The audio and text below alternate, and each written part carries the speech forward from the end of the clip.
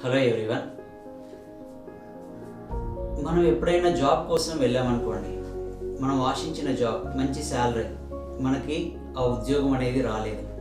అప్పుడు మనల్ని నిస్పృహ అనేది వెంటాడుతూ ఉంటుంది. మళ్ళీ దాని తర్వాత మనం ఏదైనా ఇంటర్వ్యూ అటెండ్ అవుదామన్నా కూడా లోపల ఏదో తెలియని భయం, దాంతో మన లైఫ్ ఇక్కడనే ఆగిపోయిందా అని అనిపిస్తూ ఉంటుంది.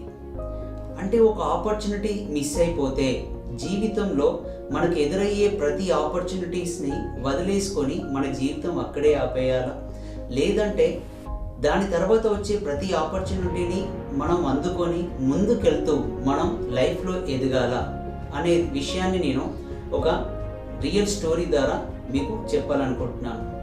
ఈ కథలోని పాత్రల పేర్లను మాత్రం నేను మారుస్తున్నాను. మన కథలోని హీరో పేరు రాజ్ రెడ్డి. ఈ Raj Reddy MSc gold medalist holder. ముంబైలో పిహెచ్డి కూడా కంప్లీట్ చేశాడు. జాబ్ వేటలో ఉన్నాడు.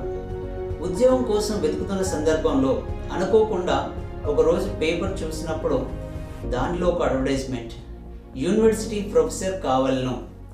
ఆ ప్రొఫెసర్ ఉద్యోగానికి కావాల్సినటువంటి ప్రతి క్వాలిఫికేషన్ మన రాజ్ రెడ్డికి ఉంది. So he was very happy because he know about his talent.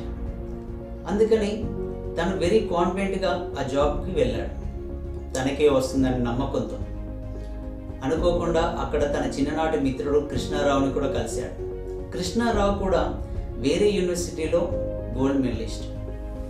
కాకపోతే ఇద్దరు చిన్ననాటి మిత్రులు కలిశారు, చాలా ఆనందం. చివరికి జాబ్ మాత్రం కృష్ణారావును వరించింది. మంచి శాలరీ, హౌస్ అలవెన్సెస్, బాగా ఉంది ప్రొఫెసర్ జాబ్. అప్పుడు మన రాజ్ రెడ్డి చిన్న నిస్పృహలో ఉండిపోయాడు. అని బాధతోనే ఇంటికి వెళ్ళిపోయి భోజనం కూడా చేయకుండా నిద్రపోతూ దాని గురించి ఆలోచన. అలా కొన్ని రోజులు గడిచిపోయాయి.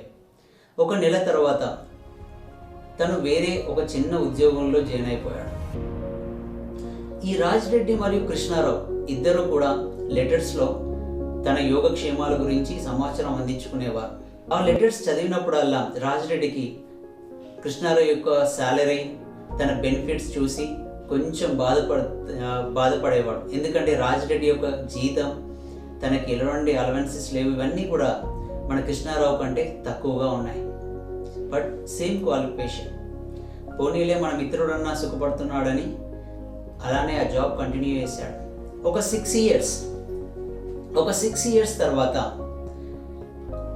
తనే కొంతమంది మిత్రులతో ఒక ఓన్గా ఒక ల్యాబొరేటరీ స్టార్ట్ చేశాడు. ఫార్మాసిటికల్ కంపెనీ ఎస్టాబ్లిష్ చేశాడు. అది చాలా సక్సెస్ఫుల్గా రన్ అయిపోయింది. దాంతో చాలా అమౌంట్ కూడా గ్యాదర్ చేసుకున్నాడు. మళ్ళీ కొద్ది సంవత్సరాల వ్యవధిలోనే తనే ఓన్గా తన పేరు మీదుగానే రాజ్ రెడ్డి సింపుల్గా రెడ్డి ఫార్మాసిటికల్ కంపెనీ అనేది ఎస్టాబ్లిష్ చేశాడు.